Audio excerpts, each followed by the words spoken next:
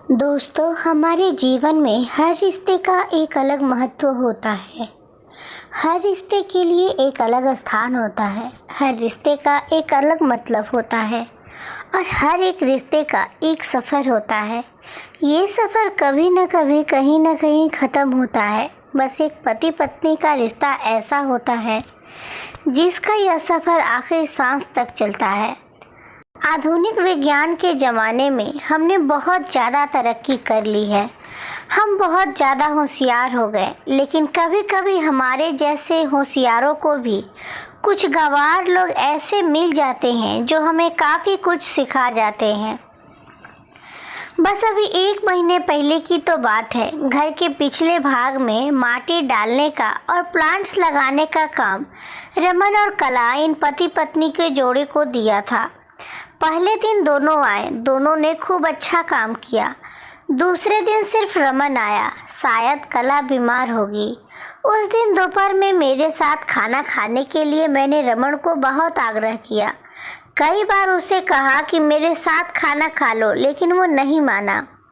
वो बोला कला नाराज हो जाएगी। मैं बोला अरे रमन, तुम कितना डरते हो अपनी बीवी से। वो बोला मैं नहीं डरता साहब, कदर करता हूँ उसकी, सम्मान करता हूँ उसका। मुझे उसके शब्दों पर हंसना आ गया। मैंने उससे कहा अरे क्या रखा है उसमें, ना रंग है ना रूप है, फिर क्यों इतना उसके पीछे पीछे भागता है। वह बोला कोई फ़र्क नहीं पड़ता साहब, रंग हो या ना हो, रूप हो या ना हो, लेकिन फिर भी वही मुझे जग में सबसे प्यारी लगती है। मैं बोला तू तो पूरा जोरू का गुलाम लगता है, क्या तुझे अपने पत्नी के अलावा बाकी रिश्ते महत्वपूर्ण नहीं लगते। उसने शांति से जवाब दिया, देखिए साहब, माँ बाप तो भगवान होते हैं, उनकी पूजा करनी चाहिए। भाई बहन का रिश्ता तो जन्मजात होता है और दोस्ती का नाता तो सिर्फ काम या मतलब के लिए होता है, और बाकी सारे संबंधी मतलब के लिए ही होते हैं। अब देखिए, जैसे कि आपका और मेरा नाता भी काम और पैसे का ही है ना।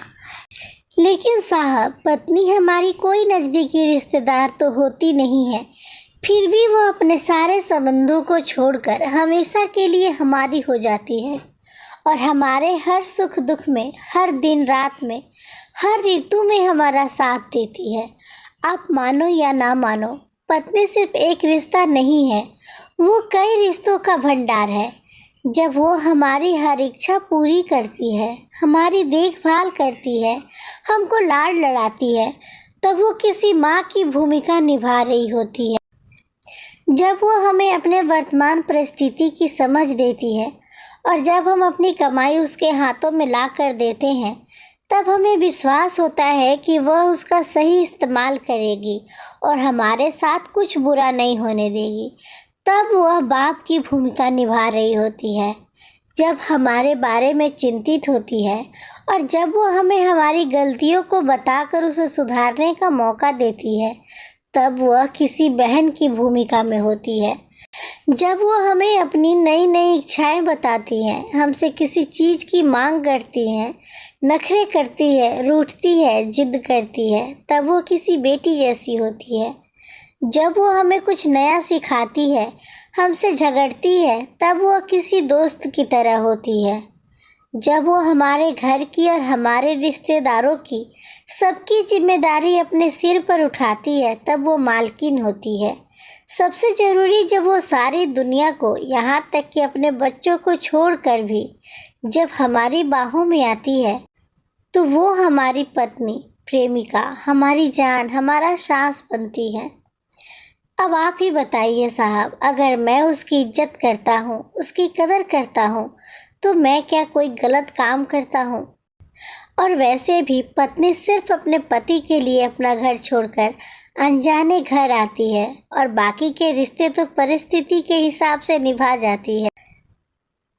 देखिए साहब, मैं ज़्यादा पढ़ा लिखा तो नहीं हूँ, लेकिन ज़िंदगी ने मुझे इतना ज़रूर सिखाया है कि रिश्तों का मतलब एक दूसरे की कमियों को पूरा करना होता है। नहीं तो अगर आप बिना कमियों वाले किसी इंसान को ढूंढने बैठोगे तो ज़िंदगी भर अकेले रह जाओगे। देखिए साहब, बीवी अगर धरती बनकर इतना बोझ उठा सकती है, अपनी तपस्या की अग्नि में तप सकती है तो पति को भी शांत और उतना ही बड़ा विशाल आसमान की तरह बनना पड़ेगा, जो उसे समय समय पर प्यार की बारिश से भिगोता रहे। ठीक है साहब, बहुत देर हो गई है, मैं जाता हूँ, कहकर रमन वहाँ से जाने लगा और मैं उसको पीछे से जाते हुए देखता रहा। आज इस छुटक मजदूरी करने वाले आम इंसान में मुझे बहुत बड़ा उपदेश देने वाला गुरु नजर आ रहा था। उसकी वो बात कि पत्नी कैसी भी हो उसको मान देना, उसकी इज्जत करना, देखभाल करना हर विवाहित पुरुष का प्रथम कर्तव्य है। और यह गुरु ज्ञान मुझे जीवन भर याद रहा।